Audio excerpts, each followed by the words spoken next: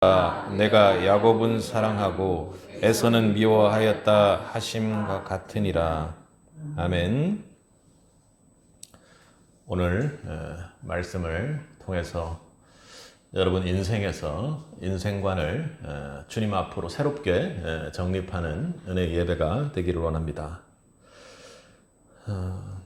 여러분 인생은 60부터다 이렇게 이야기를 했는데 그 말 여러분들 잘 알고 계시죠? 그러면 60부터라는 이야기는 60 이전은 인생이 아니라는 이야기일까요?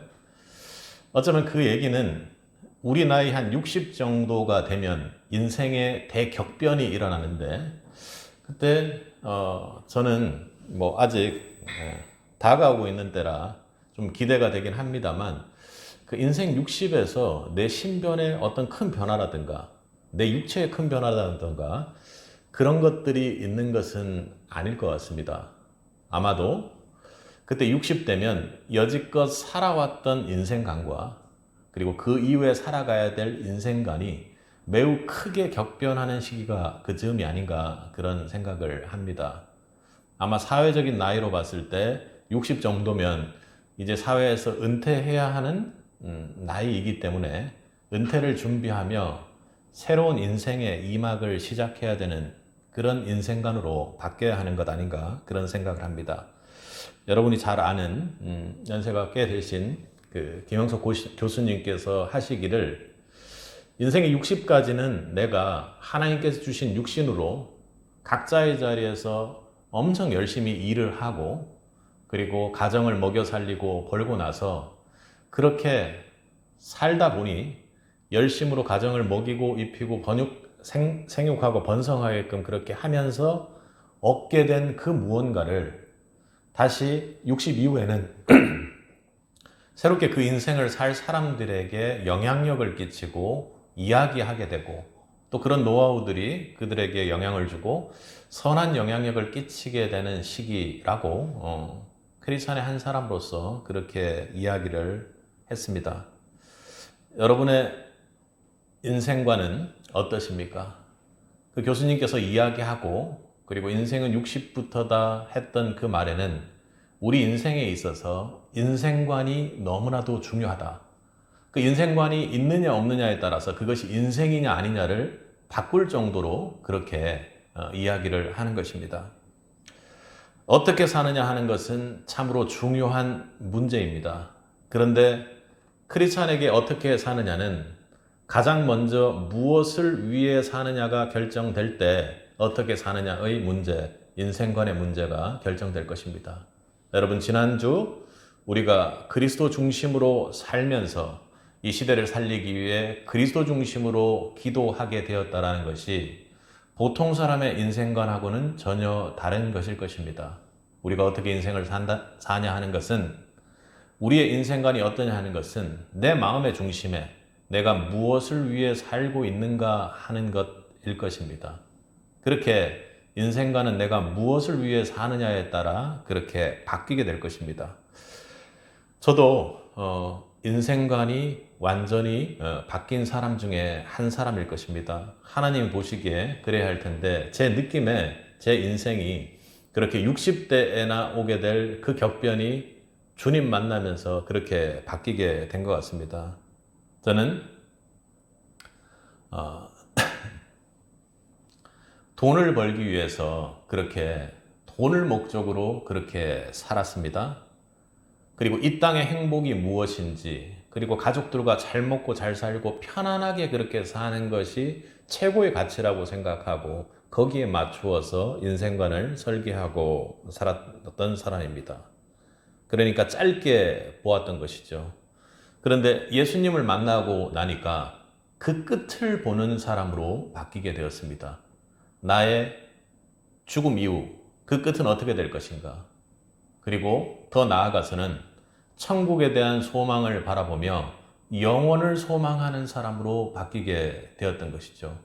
그러니 그것을 위해서 사는 자가 되다 보니 삶은 어떻게 살아야 하는가에 대한 인생관조차도 완전히 바뀌게 되었던 것입니다. 그리고 이전에는 저는 영원할 것처럼 생각하고 살았습니다. 그러니까 그 끝이 어떻게 될지에 대해서는 생각을 전혀 하지 않았던 것이죠. 그러나 십자가 앞에 엎드리고 하나님의 은혜로 말미암아 내가 정말로 육신적으로 유한한 존재구나. 그리고 주님을 더욱 의지하며 사는 인생으로 바뀌었습니다. 단 하나, 인생관을 단 한마디로 얘기하라면 바로 예수님 이름으로 그 은혜 안에 사는 사람으로 바뀌게 되었다라는 것이죠. 그것을 위해서, 그것을 목적으로 산다라는 것은 우리가 로마서 8장까지 함께 살펴보았던 것처럼 우리가 하나님 앞에 은혜로 선택받고 부르심 받은 자로서의 삶을 살아나가야 한다라는 것입니다. 여러분, 선택받은 자, 부르심 받은 자라고 고백하고 믿고 있습니까? 그 은혜 안에 여러분 살고 계십니까? 그런데 인생을 산다라는 것은 쉽지 않은 문제에 봉착하게 되는 것입니다. 그렇다면 우리가 선택받은 자로서 이 마지막 시대, 또 고통하는 이 시대를 살리기 위해 우리는 어떤 인생의 모습을 살아야 할까요? 오늘 본문 6절을 보면 그러나 이렇게 시작합니다. 하나님의 말씀이 폐하여진 것 같지 않도다. 이스라엘에게서 난 그들이 다 이스라엘이 아니라고 이렇게 이야기를 합니다. 그러니까 선민의식에 따라서 이스라엘은 하나님의 백성들이라고 그렇게 생각했는데 지금 본문에서 이야기하는 것은 하나님이 약속하고 말씀했는데 이스라엘이 좀 착각하는 면이 있다 이렇게 이야기를 시작하는 것입니다. 이스라엘의 불신앙에도 불구하고 하나님의 계획과 약속은 여전히 유효하고 실제로 존재함을 이야기하는 것입니다. 오해하는 것을 풀고 그리고 우리의 불신앙이 하나님의 약속과 섭리를 가로막는 일이 될 수 없다는 것을 오늘 본문에서 강조를 합니다. 우리 6절부터 8절까지를 한번 읽어보도록 하겠습니다.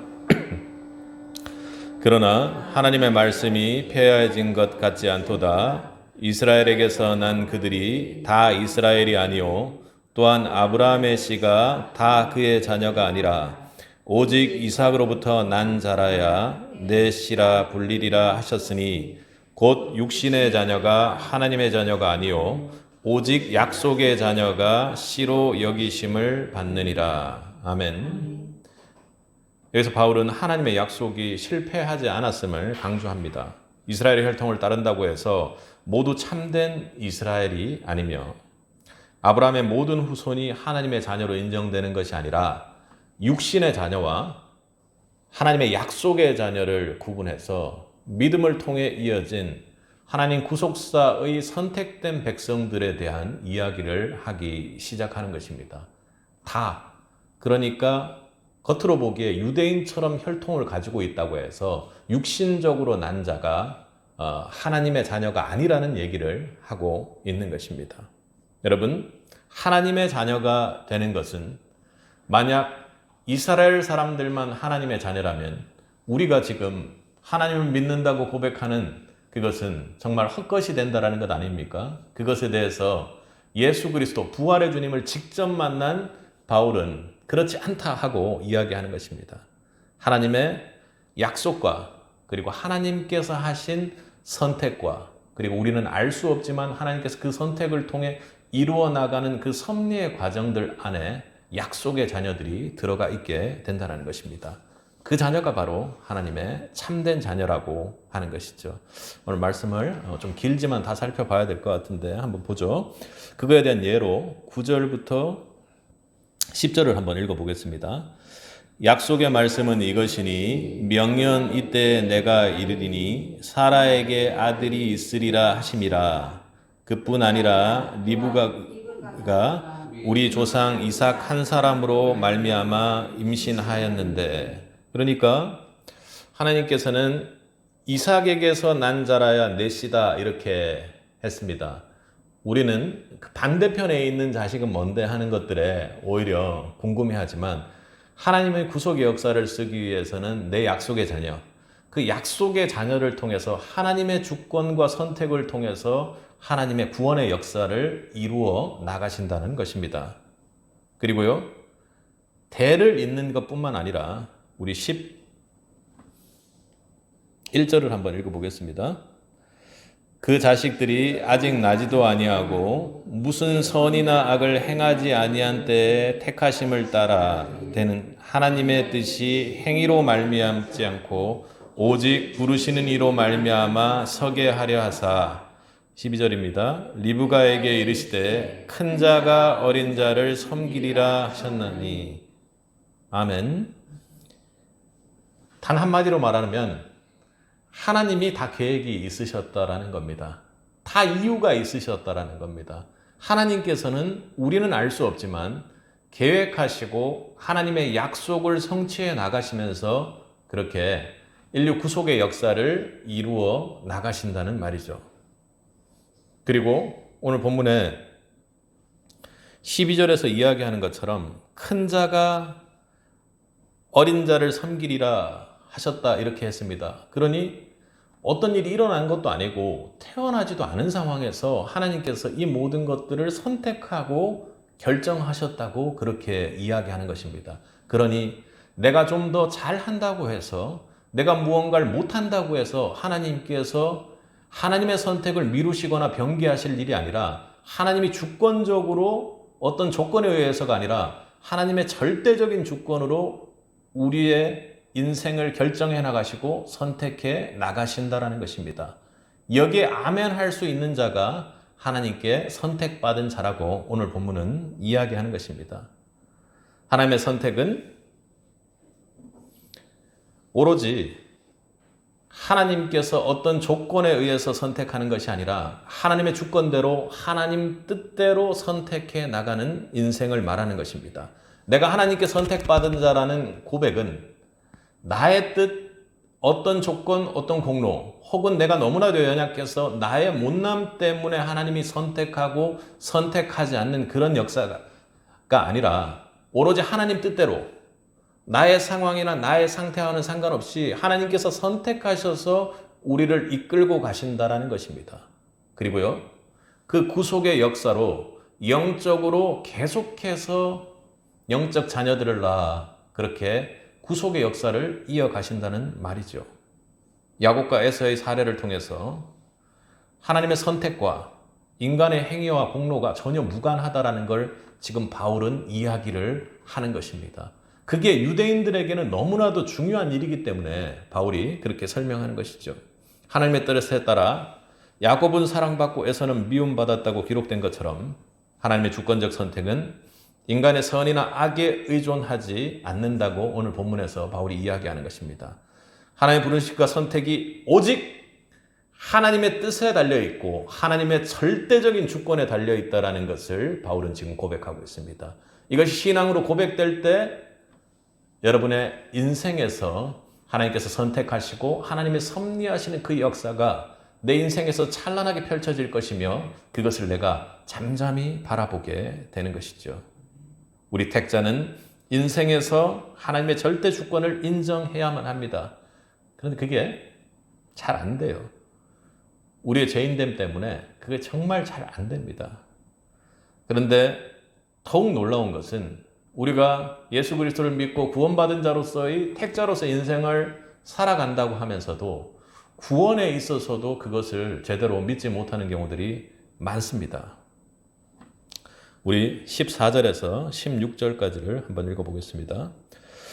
그런즉 우리가 무슨 말 하리요? 하나님께 불의가 있느냐? 그럴 수 없느니라. 모세에게 이르시되 내가 긍휼히 여길 자를 긍휼히 여기시고 불쌍히 여길 자를 불쌍히 여기리라 하셨으니 그런즉 원하는 자로 말미암음도 아니요 달박질하는 자로 말미암음도 아니요 오직 긍휼히 여기시는 하나님으로 말미암음이리라. 아멘.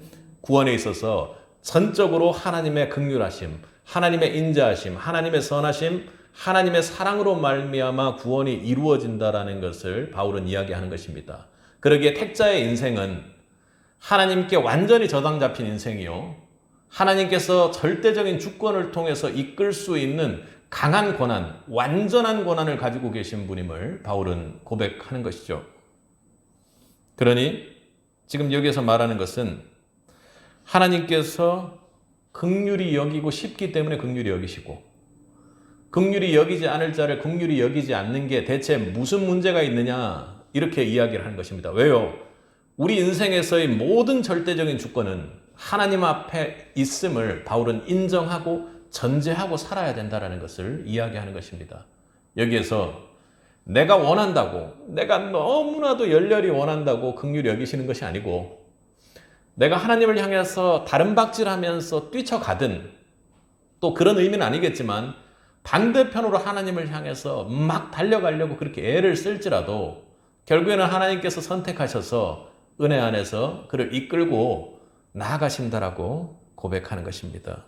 17절에서는 심지어 바로라는 인생에 있어서 엄청나게 하나님께 재앙을 받는 그런 인생마저도 하나님께서 섭리 가운데서 우리는 알 수 없지만 세우신다라는 것입니다. 우리 17절을 한번 읽어보겠습니다. 성경이 바로에게 이르시되 내가 이 일을 위하여 너를 세웠으니 곧 너로 말미암아 내 능력을 보이고 내 이름이 온 땅에 전파되게 하려 함이라 하셨으니 출애굽기에 나오는 말씀입니다. 그런데 여러분 바로는 이집트의 왕이죠. 그 당시에 최고로 막 짱짱한 것입니다. 하나님보다 더한 하나님 같은 현실의 모습을 사람들은 보게 되는 거죠. 야 진짜 저게 하나님 아니야? 하고 그렇게 생각할 정도로. 그리고 하나님의 자녀 선택된 백성이라고 했던 이스라엘 백성들마저도 거기에서 노예로 지내게 되는 그런 상황들이 있었습니다. 그런데 하나님은요 그 바로의 마음의 완악함을 그대로 내어버려 두심으로 말미암아 10가지 재앙을 통해서 하나님이 얼마나 크신 분인지 하나님이 얼마나 놀라운 능력을 가지신 분인지를 보여주셨죠. 그리고 그에게 재앙을 보낸 것뿐만 아니라 출애굽의 과정에서 하나님의 능력으로 오로지 선택된 백성들만 구원받는 구원의 모델을 그렇게 하나님께서 상징적으로 보내주셨습니다. 그런데 우리는 그것을 인정하지 못하고 하나님 나는 왜? 나의 지금 현 상황은 왜? 나의 뒤에는 왜 이렇게 이집트의 군사들이 따라오는 것 같은 이런 어려움을 겪고 있는데 하는 그런 얘기들만 하는 것입니다. 선택된 자의 인생은 인생에서 하나님의 절대적인 주권이 완전히 지배하는 인생입니다. 하나님의 섭리를 우리 눈으로 바로 알 수는 없을 때도 있습니다. 그러나 우리 인생의 가장 중요한 것은 택자라면 하나님의 주권을 인생에 있어서 먼저 강력하게 인정하는 생을 사는 것입니다. 그때야 바로 우리의 인생이 어떻게 사느냐의 문제가 아니라 무엇을 위해서 내가 살고 있는지에 따라서 결정된다는 것을 알게 되는 것이죠.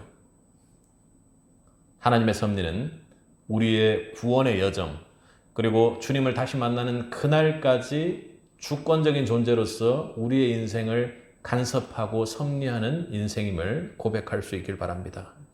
하나님은 그의 뜻대로 긍휼을 베푸시고 또한 그의 목적을 위해 사람을 완악하게 바로 같은 인간들을 내버려 두셔서 하나님이 이 인생의 선택받은 자의 인생에 섭리하고 계심을 잠잠히 바라볼 수 있도록 그렇게 해주시는 것입니다.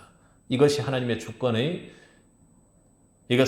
주권이 우리 인생에서 절대적인 것이며 그의 계획이 우리 인생에 있어서 완전하다라는 믿음이 너무나도 중요한 것입니다.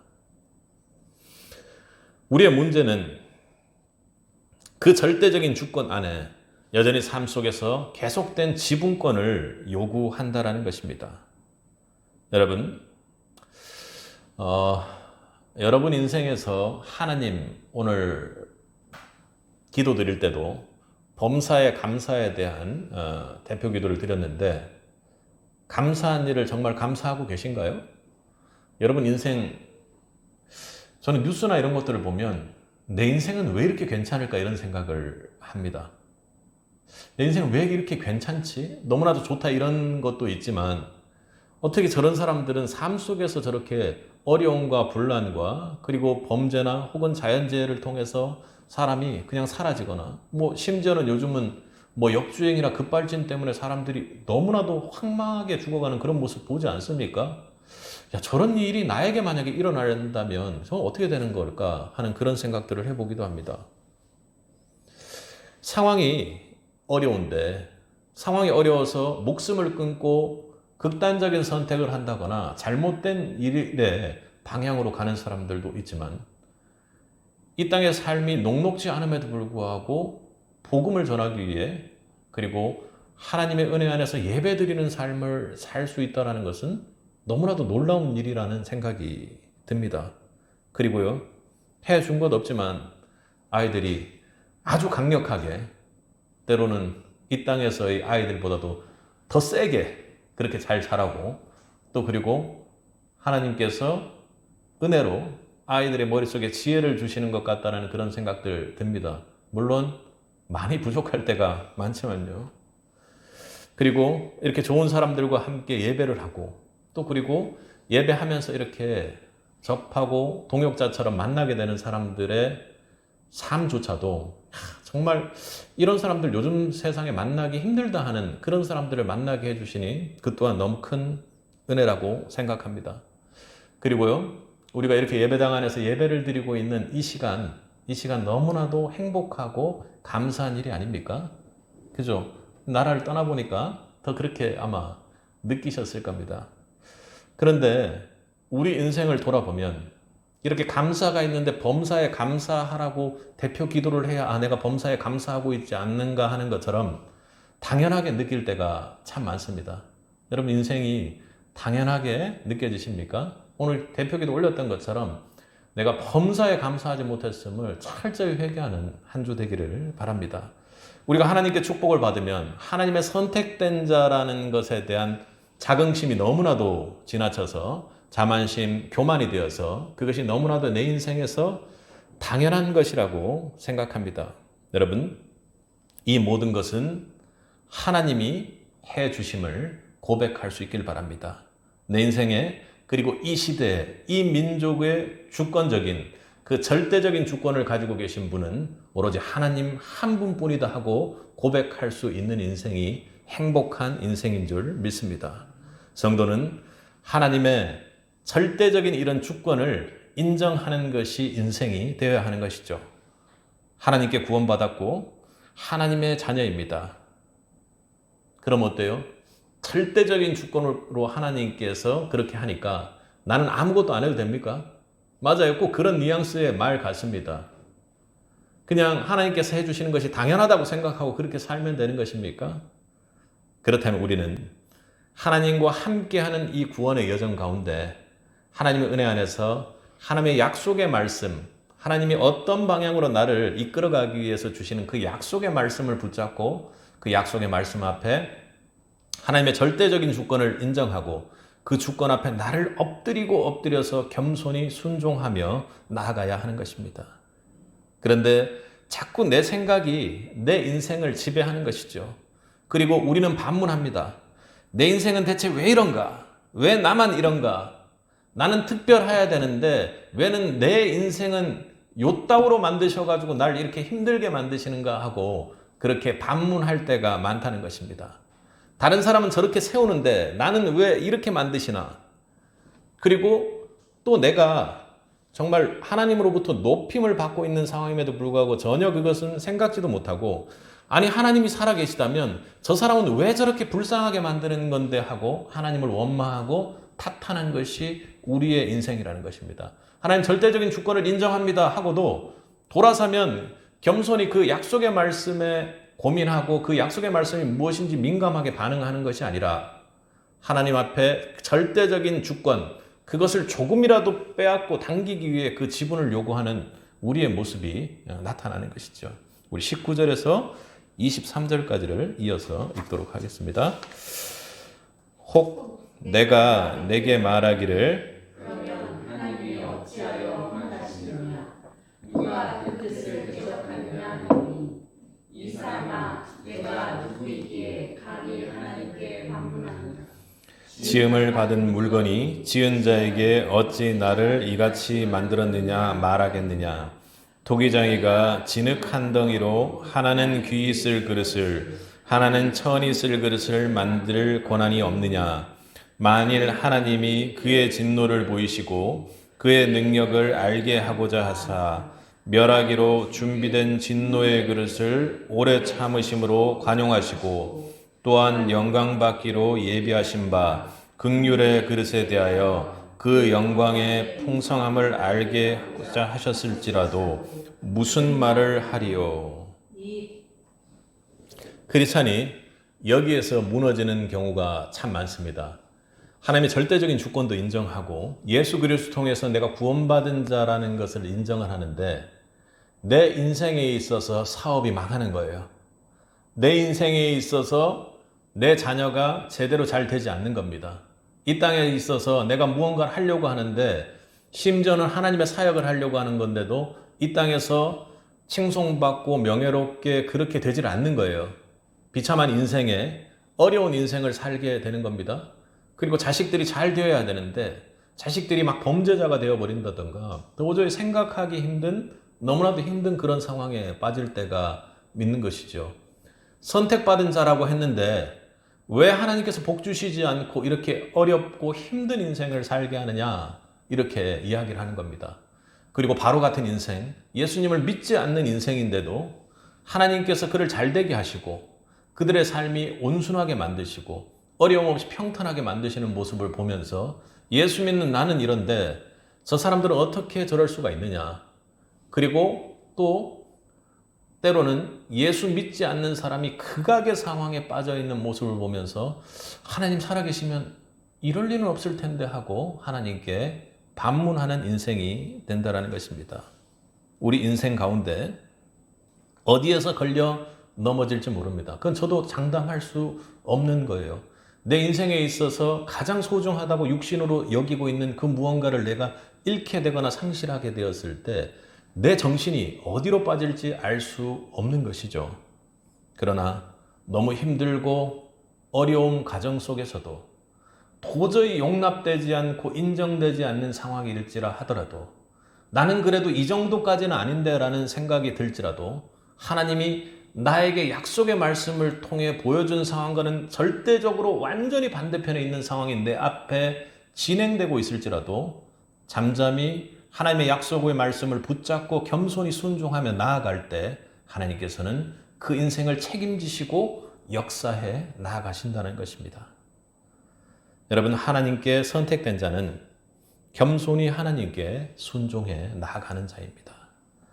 여기는 앞서 말한 것처럼 여러 가지 의미가 있습니다만 순종보다는 겸손히 나아가는 것이 중요한 것입니다. 내 마음에는 안 맞을지라도 나를 낮추어서 그것이 도저히 이해되지 않는 상황이라 할지라도 그 상황보다 훨씬 더 낮추어서 하나님 앞에 순종해 나아가는 것입니다. 나는 왜 귀한 그릇이 아니냐. 그리고 때로는 하나님께서 너무 귀하게 사용하셔서 나는 이런 사람 아닌데 나를 왜 여기까지 이렇게 끌고 가느냐. 왜 하나님 일에 나를 이렇게 자꾸 깊숙하게 내 능력도 되지 않는데 끌고 가느냐 하고 하나님 앞에 할 것이 아니라 힘들지만 때로는 담담하게 겸손히 하나님 앞에 순종하며 나아가라고 오늘 본문은 이야기하는 것입니다. 그게 아니라고 해놓고 내가 생각하는 것하고는 전혀 다른 상황이 내 인생에 펼쳐질지라도 선택된 자라면 겸손히 순종하며 나아가라고 하는 것입니다. 이야기를 더합니다. 24절에서 26절입니다. 이 그릇은 우리니 곧 유대인 중에서만 아니라 이방인 중에서도 부르신 자라. 호세아의 글에도 이르기를 내가 내 백성 아닌 자를 내 백성이라 사랑하지 아니한 자를 사랑한 자로 부르리라. 너희는 내 백성이 아니라 한 그곳에서 그들이 살아계신 하나님의 아들이라 일컬음을 받으리라 함과 같으니라. 아멘. 그러니까 토기장의 비유에 의해서 귀 있을 그릇과 천 있을 그릇을 그리고 진노의 그릇을 오래 참으심으로 관용하기로 하시고 그리고 영광받기로 예비하신 바 긍휼의 그릇에 대해서 그 영광의 풍성함을 알게 하고자 하셨을지라도 우리가 무슨 말을 하겠느냐 이렇게 이야기하는 겁니다. 그러니까 다른 사람들이 더 많은 복을 받게 될지라도 긍휼의 자가 더 많은 복을 받게 될지라도 그리고 전혀 선택되지도 않은 이방인들을 오히려 더 좋다 하시는 하나님을 도저히 이해하기 힘들다 할지라도 예수 그리스도 안에서 겸손히 순종하며 나아가라고 바울이 민족을 향해 이야기하는 것입니다. 하나님께 선택된 자는 어떤 상황이 오더라도 나에게 펼쳐진 그 상황 앞에 하나님을 철저히 신뢰하며 나아가는 자입니다. 우리의 순종은, 우리의 겸손한 순종은 앞서 말하는 것처럼 참으로 공격받을 때가 많은 것이죠. 현실 인생에서는 그렇습니다.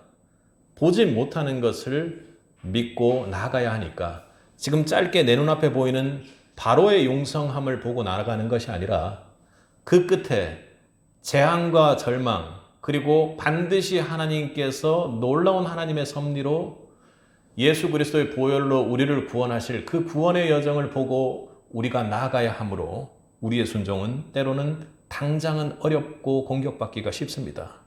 하나님께 선택된 자는 의심될 때가 있을지라도 어려운 상황에 처할지라도 약속의 말씀을 믿고 순종해 나아가는 자입니다. 저희 아이 중에 하나가 아마도 자기가 보기에 이렇게 저렇게 일도 하고 그리고 또 하나님 말씀을 준비해 나가는 과정에서 주일날 또 쉬지 못하고 그렇게 예배를 드리고 말씀 준비하는 아빠가 자기가 보기에는 좀 딱해 보였나 봅니다. 짠해 보였나 봅니다. 그 아이에게 제가 이야기하기를 네 말에 충분히 이해가 간다 하면서 그러나 그렇지 않다 하는 그 과정들이 너무나도 행복한 상황이다. 그러니까 아빠는 원래 그렇게 얘기하니까 하고 그렇게 이해해서 별로 이렇게 표정이 신통치가 않습니다.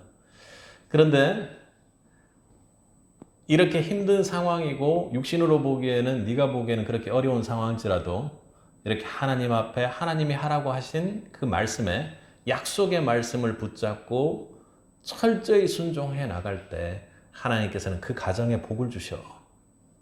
그 복을 아빠인 나는 받게 될지 이 땅에서 받게 될지 이 땅의 복을 때로는 받게 될지 모를지 몰라도 우리 가정 안에 그 축복은 계속해서 이어져서 네가 그 축복 받게 돼 하니까 표정이 좀 바뀌었습니다. 아이들이 확실히 저보다는 지를 더 생각하는 거죠. 그죠? 지가 축복받겠다고 하니까 표정이 좀 괜찮아졌어요. 그렇게 하면 하나님께서 결국에는 약속의 말씀을 이루고 너희들이 끝끝내 구원의 날에 하나님 앞에서 우리가 함께 볼 그 날을 위해서 그렇게 하나님 약속의 말씀을 붙잡고 끝까지 가는 거야 하고 그렇게 이야기를 했습니다. 부모의 결정을 아이가 다 이해하지 못할 때가 있습니다. 그것처럼 하나님 아버지가 우리를 자녀로 선택하시고 나서 하시는 일들이 도저히 이해 안 될 때가 있습니다. 그러나 중요한 것은 나는 그 전지전능하시고 아들을 내어준 그 사랑을 가진 하나님의 자녀고 그 하나님의 택함 받은 사람으로서 하나님께서 주신 그 약속의 말씀을 반드시 신뢰하고 나아갈 때 하나님께서 그 끝을 이루어 나가신다는 것입니다. 잠언 3장 5절 6절 말씀에 너는 마음을 다하여 여호와를 신뢰하고 내 명철을 의지하지 말라. 너는 범사의 그를 인정하라. 그리하면 내 길을 지도하시리라. 아멘.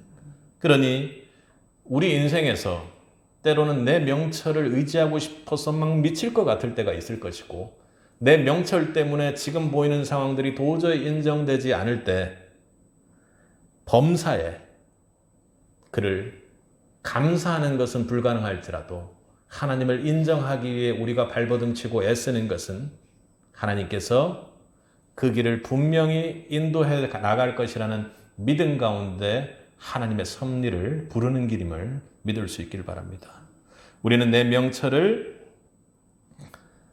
그리고 내 의식을 내 사고를 내 이성을 내려놓고 겸손히 여호와를 신뢰하는 자입니다. 하나님께 선택된 자의 모본 다니엘과 그 세 친구들은 바벨론에서 참 어려움을 겪었습니다. 그러나 그들은 그들의 명철을 그들 앞에 보이는 바벨론의 거대함을 의지한 것이 아니라 하나님의 계획 앞에 정말로 겸손히 순종한 그런 모습입니다. 바벨론 왕의 명령을 따르지 않고 오직 하나님 뜻에 맞추어 그들의 믿음을 지켰던 것이죠. 하나님께 선택된 우리의 삶이 세상의 압력과 핍박에도 불구하고 하나님 뜻에 따라 살아야 함을 우리는 그들의 모습을 통해 알 수 있습니다. 다니엘과 그 친구들은 불 속에서도 사자굴에서도 하나님의 뜻을 알았으며 하나님의 뜻을 따랐습니다. 하나님께서는 그들을 구원하셨습니다.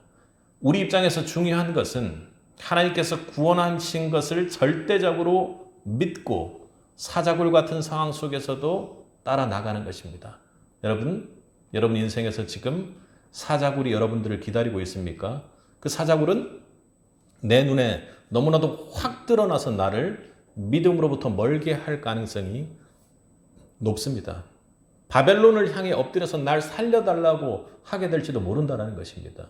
그러나 하나님께 선택된 자들은 그런 어려움과 사자굴 속에서도 그래, 겸손히 그 말을 믿고 나갔을 때 그 끝이 어떻게 되는지 보자 하고 그런 믿음의 배짱을 부릴 수 있는 은혜가 있기를 바라는 것입니다. 사도 바울의 삶도 하나님 계획에 순종한 삶이죠. 다메섹 도상에서 예수님을 만난 후에 그는 완전히 바뀌었습니다. 예수님 믿는 사람을 공격하고 핍박하고 때려잡던 사람에서 완전히 복음을 전하는 자로 바뀌지 않았습니까? 그것 때문에 얼마나 고난과 어려움을 겪었습니까? 그러나 그는 겸손히 순종하며 이방인의 전도자로서의 삶을 그렇게 살아냈던 것입니다. 어렵다면, 지금 삶이 불행하다면, 하나님의 약속의 말씀에도 불구하고 말입니다. 그렇다면 철저히 자기를 부인하고 겸손히 순종해 나가는 자가 세비 성도들이 되기를 주님의 이름으로 축복합니다. 여러분, 룻기를 보면서 여러분이 가장 교훈을 받았던 것은 무엇입니까? 그녀가 이방인임에도 불구하고 하나님의 뜻을 받아들이고 그 계획에 순응하려는 선택을 했다라는 것입니다. 이미 어머니를 통해서 하나님께서 어머니를 인도하고 있음을 그녀는 하나님의 인자와 하나님의 은혜와 하나님의 은혜가 얼마나 큰지를 이미 깨닫고 있었을 것입니다. 룻의 이야기는 우리가 어떻게 축복받는지에 대한 답을 줍니다. 내 노력, 내가 무언가를 하는 것, 그것 때문이 아니라 누군가가 하나님 은혜 안에 들어갈 때 축복받는 인생으로 바뀌게 된다는 것입니다. 룻은 이방의 여인이잖아요. 그리고 시어미는 하나님의 약속의 땅을 배반하고 좀 어렵다고 나왔던 사람이잖아요. 그런데 하나님은 그들을 배척하고 놓고 하는 것이 아니라 하나님의 섭리 안에서 그들에게 은혜를 준비하고 계셨다라는 것입니다. 하나님께서 선택하시고 하나님의 은혜 안에 그들이 들어왔을 때 놀라운 하나님의 은혜가 있었던 것이죠. 그럼 바꾸어 말하면 룻의 이야기는 선택받은 자는 자신의 능력이나 자신의 출신, 그리고 이스라엘에서 태어났느냐 혹은 미국에서 태어났느냐 한국에서 태어났느냐 이런 문제가 아니라, 북한에서 태어났느냐 중국에서 태어났느냐 이런 문제가 아니라 오직 하나님 은혜와 뜻에 의해 구원과 하나님의 축복을 누릴 자가 결정된다는 것을 보여주는 것입니다. 우리가 하나님 계획에 순응하고 그 은혜를 신뢰하며 삶을 살아나갈 때 우리도 룻처럼 하나님의 은혜 안에 있게 되는 것이죠. 지금 그 은혜를 누리고 있는지 한번 돌아보십시오. 우리 30절과 9장 30절을 한번 읽어보도록 하겠습니다. 그런즉 우리가 무슨 말하리요? 의를 따르지 아니한 이방인들이 의를 얻었으니 곧 믿음에서 난 의요. 바울은 이방인들이 율법을 알지 못했음에도 불구하고 믿음을 통해 의를 얻었다고 강조합니다. 이는 하나님의 의가 우리의 인간의 행위나 율법의 준수로 인해서 이루어지는 것이 아니라 선택받은 자의 인생이 온전히 하나님 은혜의 의지에 있음을 고백하고 있는 것입니다. 그러니 은혜의 믿음에 의해서 그들이 축복받은 인생으로 바뀌어 나간다는 것이죠. 그것은, 은혜라는 것은요, 두 가지 양면적으로 완전히 하나님께서 주신 것입니다. 하나는 하나님께서 그 은혜로 믿음을 받을 수 있는 상황을 만드셨습니다. 우리가 죄인 되었을 때 하나님께서는 우리를 너무나도 사랑하셔서 아들을 내어주는 그런 사랑을 확증하셨습니다. 그리고 거기에서 머문 것이 아니라요.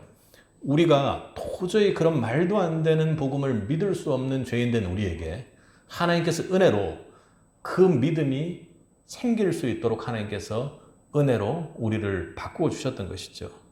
31절과 32절을 보겠습니다. 의의 법을 따라간 이스라엘은 율법에 이르지 못하였으니 어찌 그러하냐. 이는 그들이 믿음을 의지하고 행위를 의지함이라. 부딪힐 돌에 부딪혔느니라. 이스라엘은 율법을 통해 의를 얻으려 했지만 결국에 어떻게 해요? 그들은 실패했습니다. 그들은 하나님의 은혜를 믿음으로 받아들이지 않고 자신의 행위에 의지했기 때문에 결국에는 실패했던 것이죠.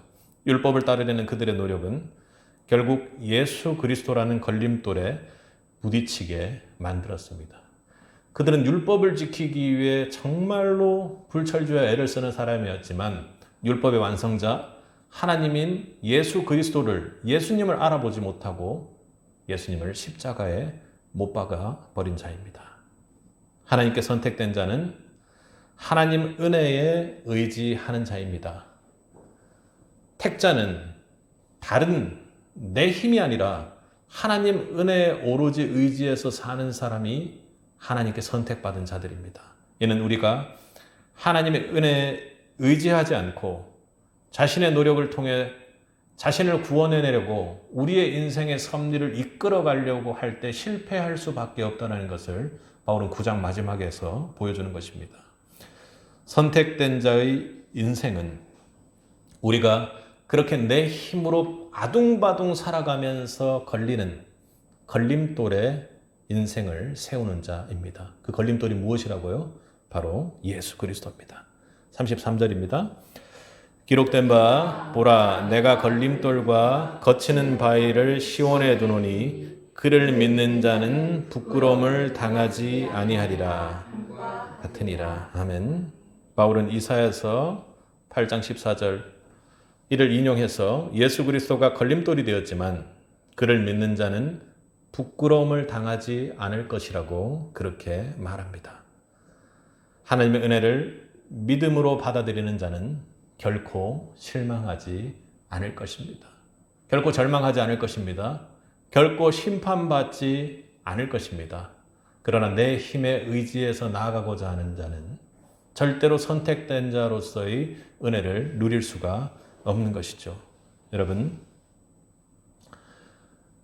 인생에서 오늘 본문에서 여러 가지 말씀들이 여러분에게 와서 마음에 닿았을 거지만 제가 처음 믿음을 가지고 또 오늘 말씀을 준비하면서 보았던 이 말씀 중에서 부딪힐 돌에 부딪혔느니라 하는 그 말씀이 저에게는 참으로 은혜로 감동으로 다가왔습니다. 예수님께서 나를 구원해 주신 그 은혜가 참 큽니다. 그런데 제 인생이 앞서 말했던 것처럼 내 인생이 영원할 것처럼 내 스스로 생각했던 것과 그리고 이 땅에서의 행복과 돈을 버는 것에 집중해 있었던 그 인생이 어느 날 부딪힐 돌에 부딪혔습니다. 얼마나 고통스러웠겠습니까? 인생 좋은 것 많고 그리고 인생을 즐겨야 하고 그리고 이 인생에서 살아가는 명예와 돈과 즐거움, 죄 짓는 쾌락들이 그 부딪힐 돌에 부딪혔을 때 참으로 고통스러웠을 것입니다. 그러나 그 부딪힐 돌을 믿었더니 하나님께서 영혼을 선물하시고 천국을 선물하시고 그 은혜의 길이 나에게 열렸던 것입니다. 그런데 너무나도 감동되는 것은요. 오늘 바울이 말하고자 하는 것 중에서 여러 가지가 있겠지만 가장 중요한 것은 부딪힐 돌에 부딪혔다라는 그 말씀이었습니다. 하나님은요. 애초에 나를 그렇게 내어버려 두려고 하셨던 것이 아니라 언젠가는 예수 그리스도를 통해서 구원하시기 위해 제 인생이 결국에는 절대로 깨어지지 않는 부딪힐 돌인 예수 그리스도라는 그 돌에 부딪히게 만들어 주셨다는 것입니다.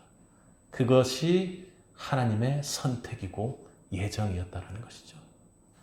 절대로 그냥 우연히 나를 좀 쓸만해서 구원하신 것이 아니라 이 돌에 부딪히지 않고서는 절대로 바뀔 수 없을 정도로 딱딱하고 완악하며 죄된 그 인생을 부딪힐 돌을 예정하시고 섭리하시고 간섭하셔서 만드셔서 정말로 도저히 돌이킬 수 없는 인생이었던 저의 인생의 그 돌을 하나님께서 세우심으로 말미암아 제 인생이 그 돌을 내 믿음의 밑바탕에 세우고 세워지는 인생이 되었다라는 것입니다. 부딪힐 돌에 부딪히는 그 은혜가 있길 바랍니다. 그 부딪힐 돌에 여러분의 믿음이 반석이 되어 세워질 수 있기를 간절히 바랍니다. 선택된 자의 인생은 그 부딪힐 돌을 바라보는 인생입니다. 그 부딪힐 돌이 내 몸에 부딪히고 부딪혔을 때 그 돌이 얼마나 고통스러웠던 돌인지를 깨닫고 그 돌이 나를 얼마나 사랑했던 돌인지를 깨닫는 인생이 되는 것입니다. 하나님께서는 내 인생에 걸림돌이 되게끔 하기 위해서 그 돌을 넣으셨어요. 그러나 그 이전에 내가 살아왔던 인생은 정말로 아무런 인생이 아니고 하나님께 주신 은혜의 선물들을 생각지도 못했던 인생이라면 은혜로 주신 그 걸림돌된 십자가를 바라보는 인생이 되었을 때 우리의 인생은 내 인생은 완전히 바뀌었다는 것입니다. 여러분의 인생관이 부딪힐 돌 그 십자가를 바라보는 인생이 되기를 주님의 이름으로 축복합니다. 예수 그리스도가 내가 무엇을 위해서 사느냐고 물어봤을 때 다른 그 어떤 것이 내 인생에 개입할 수 없습니다. 예수 그리스도만이 나의 목적입니다. 그것으로 충분합니다 하고 고백하는 인생들이 될 수 있길 바랍니다. 여러분, 복음이 무엇이죠? 복음이 무엇입니까? 나같이 처참한 인생 가운데 하나님께서 죄를 향해 가는 그 인생 가운데 자기 아들을 내어 그 돌이 깨어질지도 모르는 그 상황 속에서 나의 이 미천한 인생 가운데 그 돌을 끼워 넣음으로 말미암아 그 돌이 정말로 지옥으로 갈 수 있는 그 인생을 멈추고 내 인생이 그 돌을 바치고 다시 하나님 앞에 설 수 있는 인생이 되었던 것입니다. 매일 예수 그리스도를 찬양합니다. 그리고 묵상합니다. 그것으로도 적기에 고래고래 고함을 지르고 주님 앞에 나와서 그 은혜 안에서 주님을 고백하며 기도하며 나아가는 것입니다. 여러분, 선택받은 자로서의 인생의 가장 중요한 축복은 여러분이 인생에 부딪힐 돌이 개입했다는 것입니다. 그래서 오늘 본문 마지막에 얘기하는 것처럼 내가 걸림돌과 그 바위를 시온에 두었다고 하는 것처럼 내 인생의 무게가 아니라 그 걸림돌과 그 바위 위에 세워지는 인생, 새로운 인생관으로 예수 그리스도 자체가 인생관이 되는 인생이 세빛의 인생이 되기를 축복하는 것입니다. 사랑하는 성도 여러분, 여러분은 어떻게 60 이후의 인생을 살게 될 것 같습니까? 아마도 그 인생 가운데 계속해서 예수 그리스도라는 주춧돌 그 반석 위에 여러분들의 믿음을 이어나간다면 하나님께서 정말로 멋진 인생을 여러분에게 선물하지 않을까요? 그런 인생이 되길, 그리고 여러분 인생 가운데 정말로 부딪힐 돌에 부딪히는 인생, 매일 그렇게 부딪히며 예수 그리스도를 부르짖는 인생 되기를 주님의 이름으로 축복합니다. 함께 기도하겠습니다. 사랑과 은혜가 풍성하신 아버지 하나님 감사합니다. 오늘 말씀 통해 우리가 선택받은 자로서 우리의 인생관이 어떠해야 되는지를 잘 알겠습니다. 모든 인생의 주인이 하나님뿐입니다. 우리는 때론 이렇게 고백하고 소리칩니다.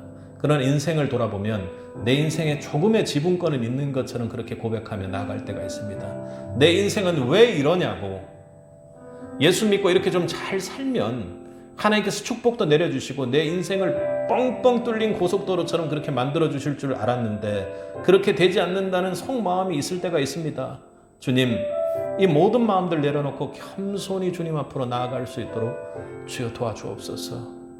세상 상황들 가운데 어려움 속에서 어려움의 길을 택하는 사람들이 있는가 하면 때로는 우리의 삶이 어려울지라도 예수 그리스도를 택하며 나아갈 때 그 길이 은혜의 길인 줄 믿습니다.